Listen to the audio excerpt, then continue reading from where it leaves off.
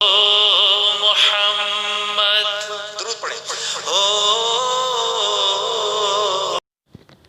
بسم اللہ الرحمن الرحیم. الحمد للہ. محترم ناظرین، السلام علیکم ورحمۃ اللہ. آج ہمارا موضوع ہے محمد صلی اللہ علیہ وسلم کی حیات طیبہ. آپ صلی اللہ علیہ وسلم کے شق صدر یعنی فرشتوں کے ذریعے سے آپ کا دل نکالا گیا اور پھر سینے کے اندر رکھا گیا، سلائی کی گئی. یہ 4 مرتبہ ہوا ہے. پہلے مرتبہ جس کے ہم پہلے ویڈیو آپ کو بتا چکے ویڈیو میں کہ آپ صلی اللہ علیہ وسلم جب اپنے رضائی والدہ کے پاس تھے اور حلیمہ سعدیہ کے بیٹی اور بیٹا جو آپ صلی اللہ علیہ وسلم کے بہن بھائی تھے، آپ صلی اللہ علیہ وسلم کے ساتھ بکریاں چرانے کے لیے جنگل کی طرف نکلے ہوئے تھے کہ کیا دیکھتے ہیں آپ کے بہن بھائی کہ آپ صلی اللہ علیہ وسلم کے پاس فرشتے انسانی صورت میں سفید کپڑوں میں بہت لمبے آئے اور آپ صلی اللہ علیہ وسلم کو لٹا دیا اور آپ کا سینہ چاک کیا. تو بہن بھائی نے دیکھا تو گھبرا گئے اور دوڑتے ہوئے آئے اور اپنے والدہ کو بتایا کہ ہمارے قریشی بھائی کو 2 آدمیوں نے پکڑ لیا، زمین پر لٹا دیا، سینہ چاک کیا ہیں. تو حلیمہ سعدیہ بہت پریشان ہو گئے، اپنے شوہر کو ساتھ لیا اور گئے تو آپ صلی اللہ علیہ وسلم کو دیکھا کہ آپ صلی اللہ علیہ وسلم کھڑے ہیں اور سانس پھولا ہوا ہے، چہرہ زرد ہیں. تو انہوں نے پوچھا کہ کیا ہوا؟ تو آپ صلی اللہ علیہ وسلم نے فرمایا کہ 2 آدمی سفید کپڑوں میں بہت لمبے آئے، مجھے زمین پر لٹا دیا، سینہ چاک کیا، میرا دل کو نکال دیا. اور دوسرے آدمی کے پاس ایک تشتری تھی کہ اس کے اندر برف کے ٹکڑے تھے.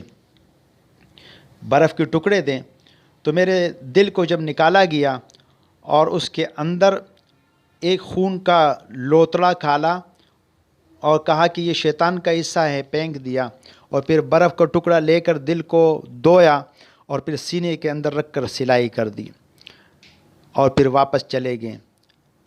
حلیمہ سعدیہ نے کہا اچھا. جب دیکھا سینے کو تو اس پر زخم کے نشان نہیں تھے، تو ان کو سینے سے لگایا، چوما. ان کے شوہر نے بھی آپ صلی اللہ علیہ وسلم کو سینے سے لگا لیا، چوم لیا اور پھر گھر لے کر گئے. تو میاں بیوی نے آپس میں مشورہ کیا.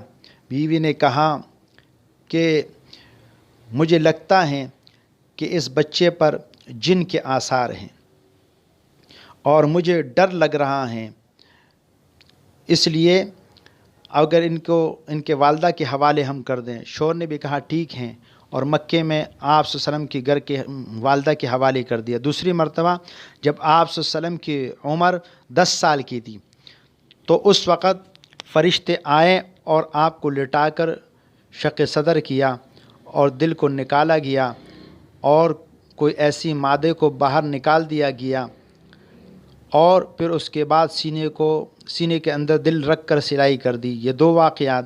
تیسرا واقعہ شق صدر کا، جب آپ صلی اللہ علیہ وسلم معبوس ہوئے تو اس سے پہلے فرشتے آئے اور آپ کے سینے کو شق کیا اور دل سے کچھ نکالا اور صاف کر کے پھر سینے کے اندر رکھ لیا.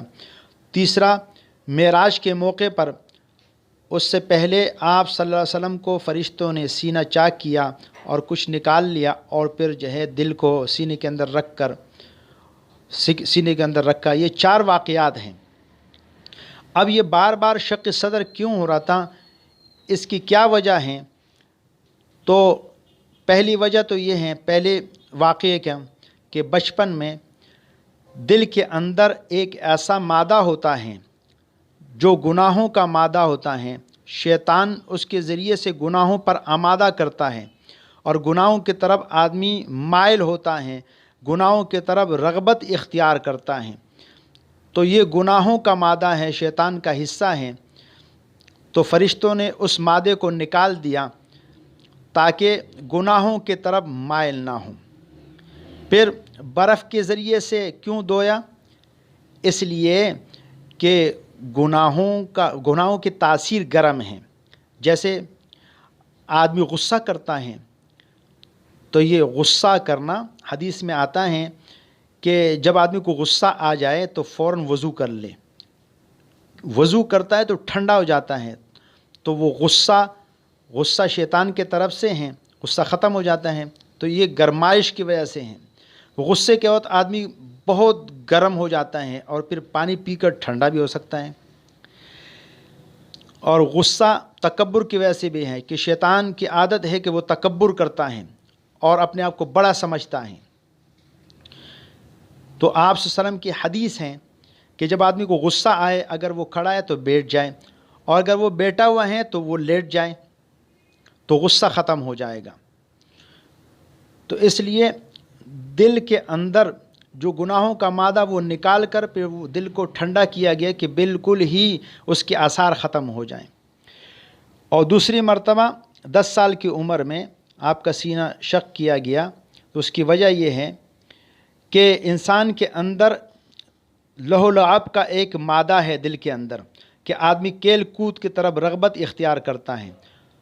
تو اس مادے کے وجہ سے آدمی کھیل کود کی طرف جاتا ہے. تو آپ صلی اللہ علیہ وسلم اللہ کے رسول ہیں، اللہ نے اپنے رسول کی حفاظت فرمانی ہے.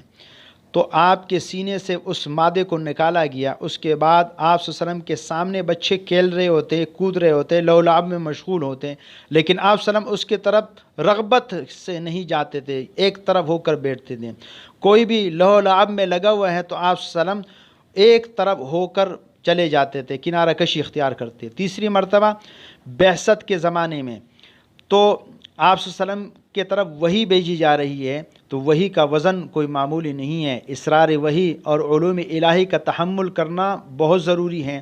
تو اس کے لیے سینہ چاک کیا گیا اور شق کیا گیا، دل کو صاف ستھرا کر دیا گیا تاکہ اتنی قوت پیدا ہو جائے کہ وحی الہی کا تحمل کر سکیں، وحی الہی کا تحمل کر سکیں.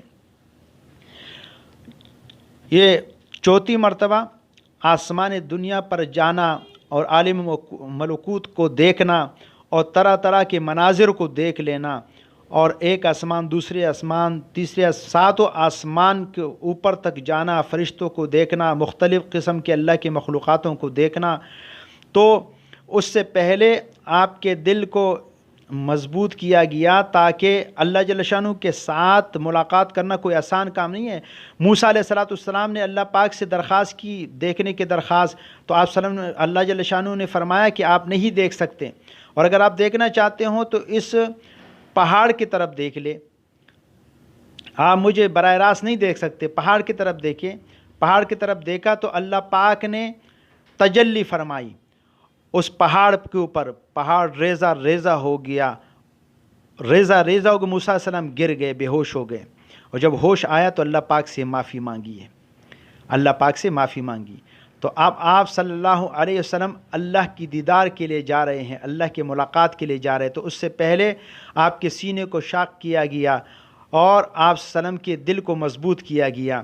اس کے بعد آپ صلی اللہ علیہ وسلم عالم ملکوت میں گئے، فرشتوں سے ملاقات کی، لیکن کوئی خوف نہیں، کوئی پریشانی نہیں، اور سارے آسمانوں کو دیکھا، جنت کو دیکھا، جہنم کو دیکھا، لیکن آپ صلی اللہ علیہ وسلم پر اس کا کوئی تاثر نہیں ہے. اس لیے کہ دل کو اگر نہ دو لیتے تو دل پر یہ تو برداشت کرنا مشکل تھا. تو آپ صلی اللہ علیہ وسلم کے سینے کو 4 مرتبہ شاق کیا گیا. تو آپ صلی اللہ علیہ وسلم جب مدینے میں تشریف لے گئے تو ایک روایت میں ملتا ہے کہ صحابہ نے آپ کے سینے پر سلائی کی کچھ آثار نشانیاں دیکھی، تو چھوٹے چھوٹے نشان دیکھے.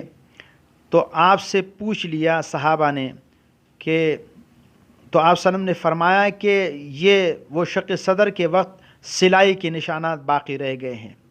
تو آپ نے ماشاءاللہ یہ ویڈیو دیکھ لی، تو کوشش کر لیں انشاءاللہ کہ اس ویڈیو کو خود بھی دیکھیں اور اپنے بھائیوں کو، اپنے دوستوں کو بھی بتائیں، اور اسی طرح اس کو خوب شیئر کریں.